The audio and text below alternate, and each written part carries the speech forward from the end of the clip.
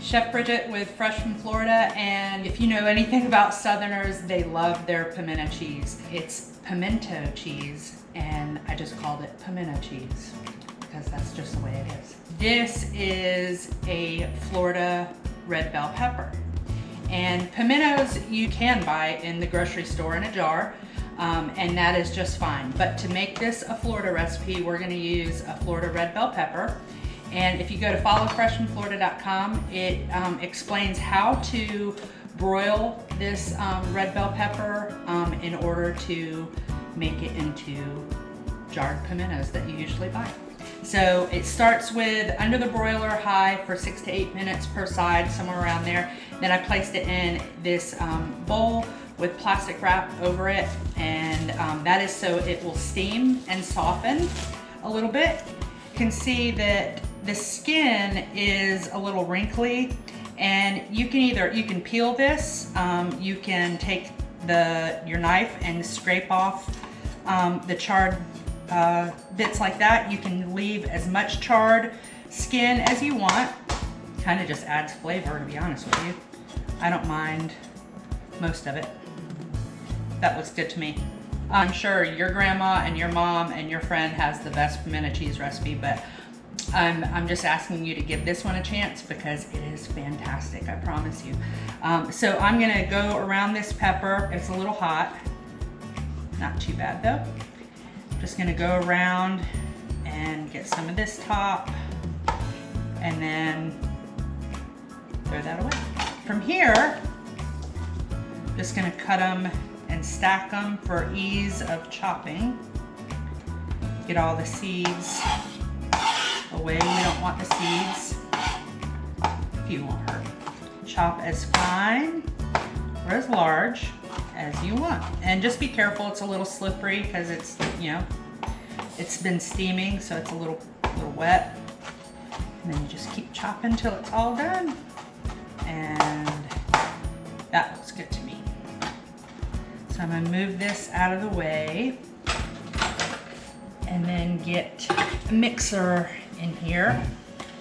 So there's a couple tips to making a really good pimento cheese, and this first tip I think is one of the most crucial steps in making a really good pimento cheese, and that is to cream your cream cheese, your mayonnaise, your sour cream, all your wet ingredients. And you can go to followfreshfromflorida.com and find out what those are. You want to cream that so you're starting with a smooth product. So I have all the wet ingredients in here.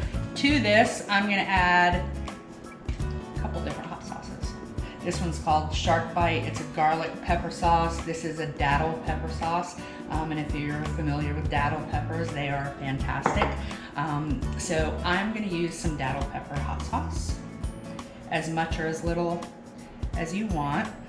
The garlic pepper hot sauce too.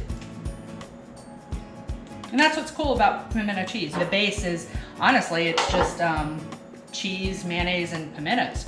From there, you can add whatever you want. So another controversial topic is the cheeses that you use. The cheese that you have to have in here, in my opinion, is extra sharp cheddar cheese. Parmesan cheese or a blend of Italian cheese. And the other cheese that I love to add to pimento cheese is pepper jack. So pepper jack is going in. You can use all cheddar if you want. I just think the different cheeses adds to the uniqueness of your pimento cheese. Very important tip. You can use pre-shredded cheese. I never do, and I encourage you to grate your own cheese. The pre-shreds has a little bit of a coating on it to make it stop from clumping together. So it doesn't get as creamy if you use pre-shredded cheese. If you grate it yourself, you're gonna be much happier, I promise. So I'm gonna mix this. You can mix by hand if you want, but I have a stand mixer, so I'm gonna use that. And if it looks too soupy, you can add some more grated cheese. But this looks good.